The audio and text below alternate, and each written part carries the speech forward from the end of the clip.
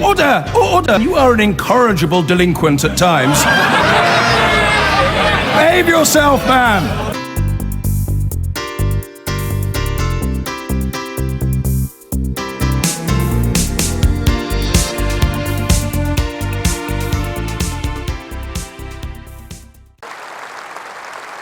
Chancellor takes the inevitable standing ovation. He was billed to speak for about 45 minutes. He managed 30. There's been a welcome trend this year's party conferences not to speak as long as normal. He made a pitch, which has been the theme of this Tory conference in Manchester, for working people. We are the builders was the mantra of this speech. He said that again and again.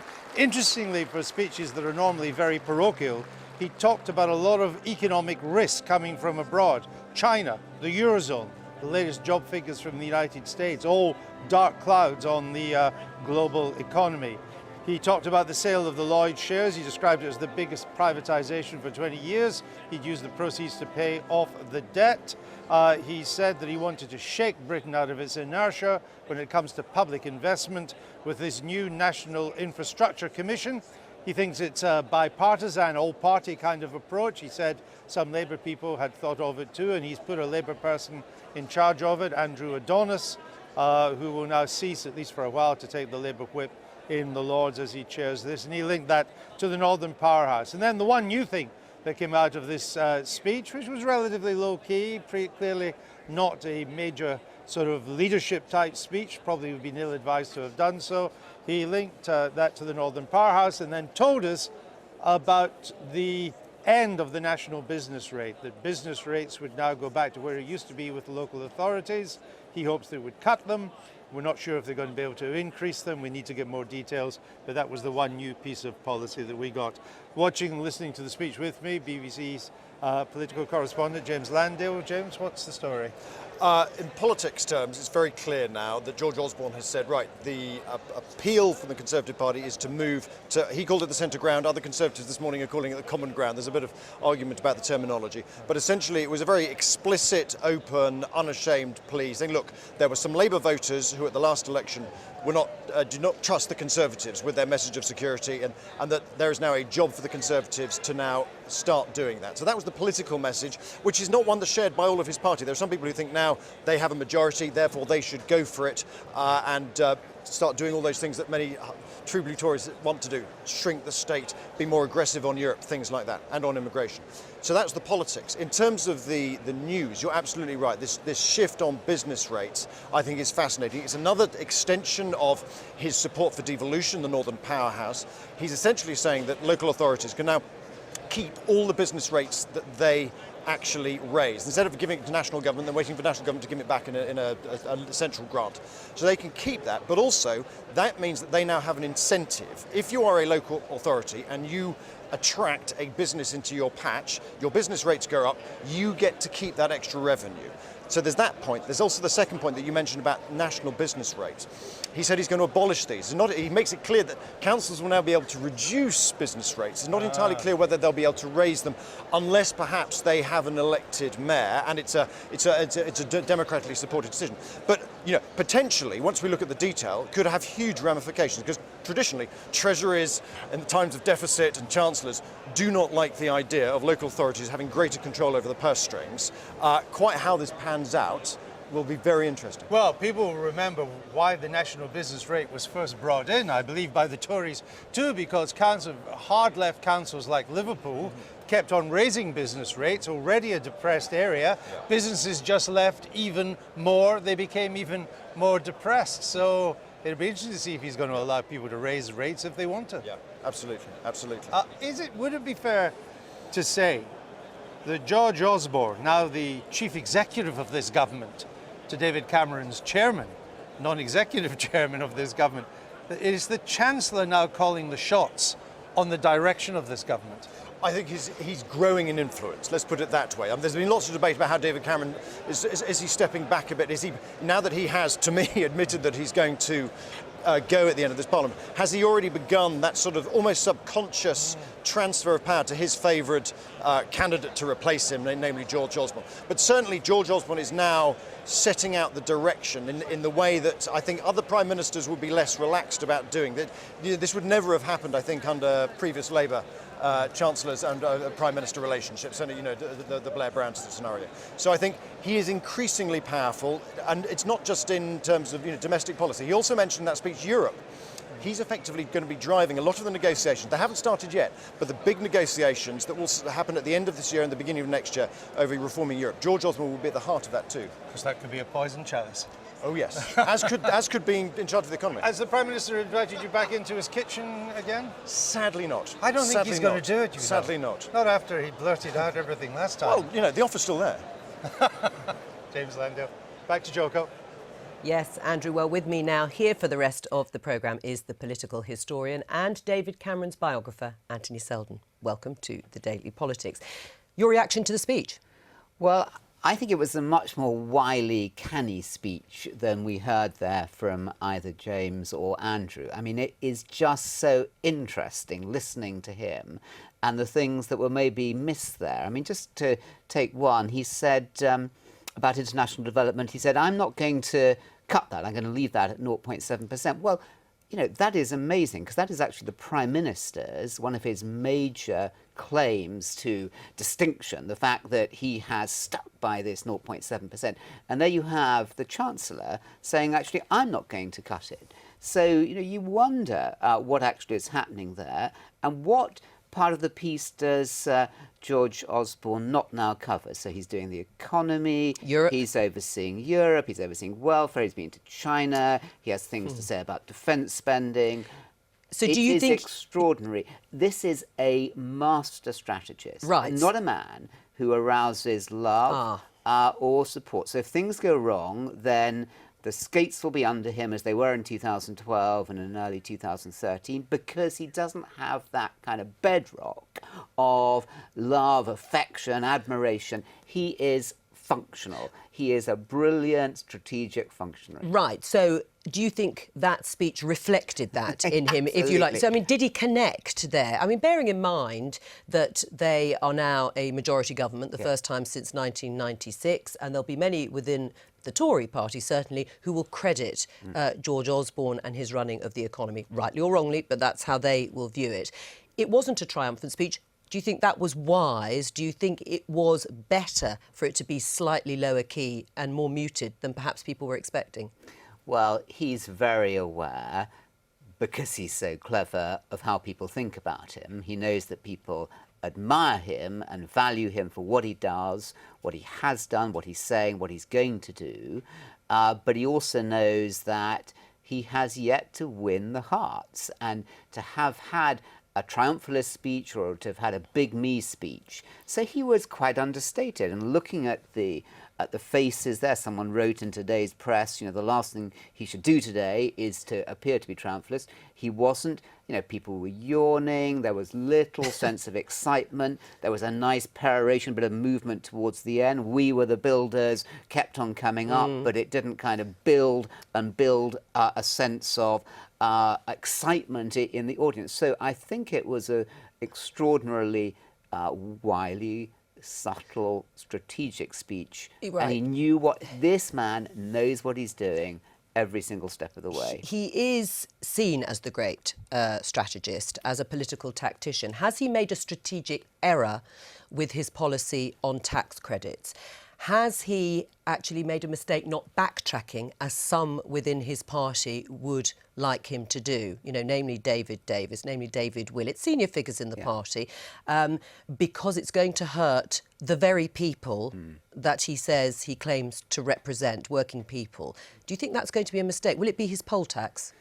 No, I don't think so. But it is obviously a risk, and every leader gets to the top by taking a risk and having people attack your policy and then showing that you were right. He's clearly thought through this balance that he is trying to achieve there with tax credit, and he's trying to make people better off, working people better off.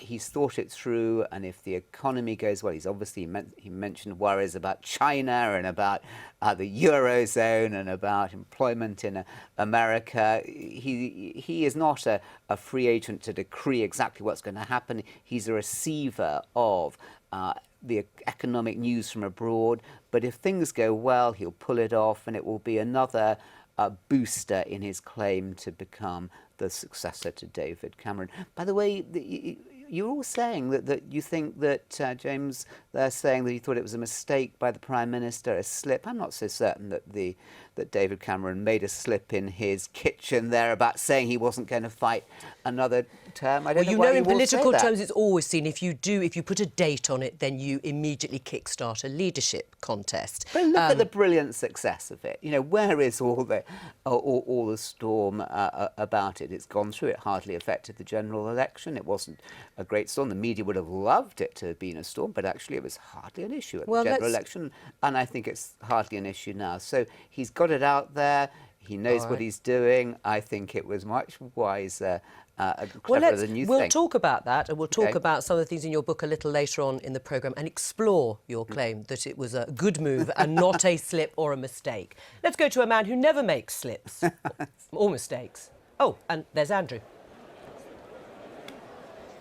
Hi, Joko. They're pouring out of the conference hall here now. They're off for a lunch. I suspect one man we've not allowed to go for lunch is David Gauke. He's the Financial Secretary to the Treasury. He joins us now. The Chancellor pitches the Tories as the party for working people. Why would a party for working people cut the tax credits of the working poor and cut inheritance tax for the very rich? Well, look, in terms of tax credits, as a country, we've got to live within our means. The tax credit bill and the support over the course of the last Labour government rose very dramatically from £6 billion a year to £30 billion a year. We've got to live within our means. We've got to get the public finances sorted, and that has got to play a role. But it's part of a package, Andrew, as you know. I understand, and I'm looking at the package. If you're a workers' party, why would you give priority to people who inherit, who by definition have not worked for it, they've inherited it. They're lucky that their parents were well off. Why would you give a workers' party, give them priority, while cutting the tax credits of the very poorest workers? Well, the point I'd make on inheritance tax is because of changes in house prices, actually the proportion of estates that are going to be paying inheritance tax is, after we've taken the measures that we're taking, is still going to be higher than it was under the last Labour government. So I think it is right that we take action, that inheritance tax is focused on the biggest estates and doesn't become something that's paid by far more people. But you could have used that money to help the working poor. You're actually taking that money, giving more money to people who've done nothing for it, except be born into the right family. Well, that's what they do. They've not worked for it. A workers' party would surely value work, particularly for the poorest, over inheritance of the wealthy. Well, I'd make the point to you that I think it's a perfectly reasonable and understandable approach that people want to be able to pass on what they've earned over the course of their lives and pass it on without being hit by a big tax. You said you had limited resources. So if you have limited resources, why would you prioritise the wealthy inheritors over the working poor? Well, by far the biggest tax change that we have made as a government since 2010 has been the increase in the personal allowance that has taken over 3 million people out of income tax altogether, that has benefited 25 million people. But I come back to this, that this is a package, that we have got the national living wage, which is coming into place. There are changes to childcare and support to that. You know the living wage does not compensate part-time workers for their loss in tax credits. You do know that. You've done the figures in the Treasury. You are the Financial Secretary. Well, it is the case that if you take everything that we're doing as a whole, 8 out of 10 by the end of the Parliament will be benefiting. But we want to put in place, and it's really important here, that we have got an economy where jobs are growing, where greater hours are available for those who want to take those additional hours. There's greater support for childcare so that it becomes easier for people who at the moment maybe can only do part-time because of the cost of childcare, makes it harder for them to become full-time. We're giving them that opportunity. I did a lot about tax credits, both with Sajid Javid yesterday and with your colleague, Mr. Hancock, before the speech, so I'm not going to dwell on that, though a lot of questions remain unanswered. The Chancellor kept on repeating, we are the builders, we are the builders. Are you going to build on the green belt? No, we've said that we're not going to build on the Greenbelt, but we do believe there's tremendous potential to build more on brownfield sites. But you did last year. You built on 5,000 acres of the Greenbelt last year. Well, there's no change of policy announced in terms of. So you're going to build another 5,000 acres of the Greenbelt this year? There's no change of policy as far as the Greenbelt is concerned, which we've announced. So you will today. build on it? But we do believe that we've got to build more. We've got to build the roads, we've got to build the railway lines, we've got to build the airport runways to ensure that we have got a world-class infrastructure. And what the Chancellor has been setting out today is how we can do that, how we can have this National Infrastructure Commission, which will be able to identify where we should go forward. But if that Infrastructure Commission says we should make more use of the Greenbelt, parts of the Greenbelt are not actually that green. Last year we built on 5,000 acres of Greenbelt. Let's do the same again. Well, you would go along with that? Well, we'll see what the Commission says. It's governments ultimately take responsibility, as they have to in these circumstances. But the two projects that the Commission is focusing on now is improving Transpennine communications and the Northern Powerhouse, if you like, and also where we go forward for transport in London. And so we look forward to seeing what the Commission has to say on those two projects. We didn't quite hear, because I was trying to get back here to do this interview. The abolition of the national business rate, to just expel out for us, what is the new policy? Well, first of all, it's the case that local authorities will be able to retain 100% of business rates. Then we are also saying to local authorities that they will have discretion to cut business rates by as much as they want to. Obviously, they bear the burden of it, as in terms of there'll be reduced tax receipts for them. But if they think that's the right thing to do to attract more business to their area, then they can do that. Can they raise business rates? And local authorities that have got mayors, so for example, Manchester, London, now South Yorkshire and Sheffield, they have got the ability to raise the rate by 2p. Which is a significant sum. It's 2p on the rateable value, so it's near a 4%. But so very tight limits on what they can raise. But they can do Any that. limit on what they can cut? No limit on what they can cut. And just in terms of raising it, they have to have the support of the business members of the local enterprise partnership, and it's for infrastructure in their area. So, for example, in the way that Crossrail at the moment is funded by a levy on business rates in London, we're giving that opportunity to other local authorities But doesn't it follow that the areas that will be most able to afford cutting the business rate will be the richer areas, it'll be the home counties, it'll be Wilmslow south of here and so on, and the ones that won't be able to do it will be the poorest? Well, actually, first of all, we've got we start where we are with the transfers and top-ups that currently exist. It's interesting that the two regions where we've seen the fastest growth of business rates since there's been 50% retention in 2013 has been the East Midlands and Yorkshire. So it's not the case that this is something that is necessarily going to favour one part of the country or the other, and the richer over the poorer. It's much more complicated than that, and it gives an incentive to local authorities to say, look, we want more business in our area, we want to attract growth, we want to attract jobs. Incentives matter, and this is giving the incentives there. So there's the opportunity for every part of the country to be out there competing, growing, building a prosperous economy. We look forward to seeing the details of that, David Cook. Thank you very much. I've been getting away with it all.